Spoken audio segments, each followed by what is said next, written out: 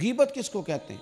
امام غزالی رحمۃ اللہ علیہ فرماتے ہیں کسی کا عیب بیان کرنا اور وہ عیب اس کے کپڑوں میں پایا جائے تب بھی آپ نے بیان کیا تو غیبت ہے۔ اگر وہ عیب اس کے اخلاق میں پایا جاتا تھا تو وہ بھی آپ نے اس کی پیٹھ کے پیچھے بیان کیا تب بھی غیبت ہے۔ اگر اس کے دینی معاملات میں وہ بات پائی جاتی تھی تو آپ کو چاہیے تھا دین کے اندر اگر کسی میں عیب پایا جائے تو یہاں اس کو تبلیغ کرنا چاہیے یا اس کے لیے دعا کرنا چاہیے۔ آپ کو پیٹھ کے پیچھے بیٹھ کے یہ ڈسکس کرنا کہ اس نے کبھی نماز نہیں پڑھی، پابندی سے روزہ نہیں رکھتا، اس کی تو اجازت ہی نہیں۔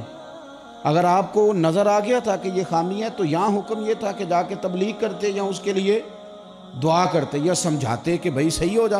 لیکن بیٹھ کے ہم نے عیب جوئی کی، کسی بھی جگہ بیٹھ کے کسی شخص کے عیب بیان کرنا اور پیٹھ کے پیچھے بیان کرنا یہ اس کی غیبت ہے۔ صحیح مسلم شریف میں حضرت ابو ہریرہ رضی اللہ تعالیٰ عنہ فرماتے ہیں کہ نبی پاک صلی اللہ تعالیٰ علیہ وسلم نے صحابہ سے فرمایا تم جانتے ہو غیبت کیا ہے؟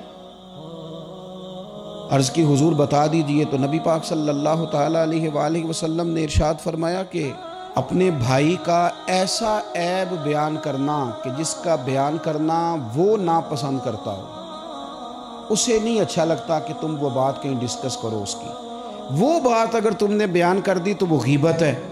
تو صحابی نے عرض کی یا رسول اللہ صلی اللہ علیہ وسلم اگر عیب پایا بھی جا رہا تھا تو پھر بھی ہم نے بیان کر دیا تو غیبت ہے، یعنی ہم نے بیٹھ کے ڈسکس کیا کہ وہ بندے میں یہ خرابی ہے تو وہ خرابی ہے بھی، یعنی جھوٹ نہیں بولا، واقعی خرابی تھی تو ڈسکس کر دی تو حضور یہ بھی غیبت ہے۔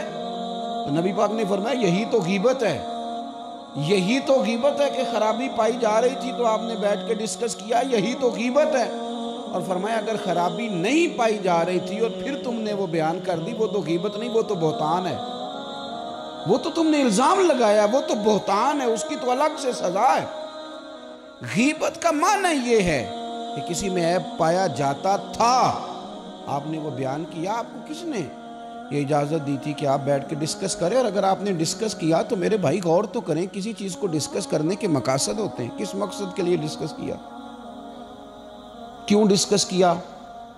اگر تو آپ نے اس کی اصلاح کے لیے ڈسکس کیا تو پھر چاہیے تو یہ تھا کہ مل کے اس کے گھر جاتے، کہتے میاں یہ عیب ہے، یہ تیرے لیے ٹھیک نہیں، اس کو درست کر۔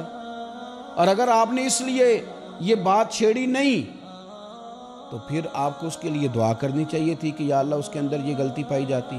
یہ جو آپ نے دوسرے ساتھی کے سامنے اس کا وہ عیب بیان کرنا شروع کیا، مقصد کیا ہے؟ سوائے اس کے کہ آپ لوگوں کی نظروں میں دوسروں کو گرانا چاہتے ہیں۔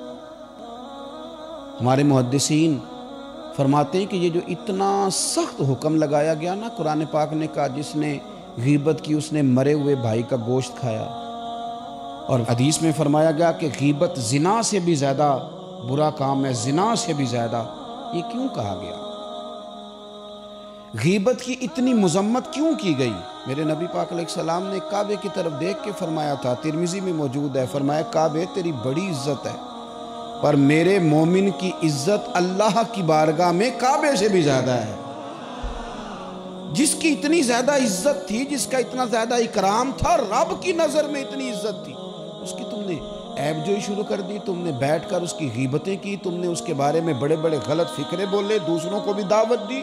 تمہارا ذہن تو اس کے بارے میں خراب تھا ہی، بہت سارے لوگوں کا ذہن خراب کر دیا اس کے بارے میں، جس کی عزت رب کریم کی نظر میں کعبے سے بھی زیادہ ہے۔ اور حضور کی نظر میں کیا عزت ہے؟ میرے کریم محبوب نے فرمایا جس نے میرے مومن کو تکلیف دی اس نے مجھے تکلیف دی۔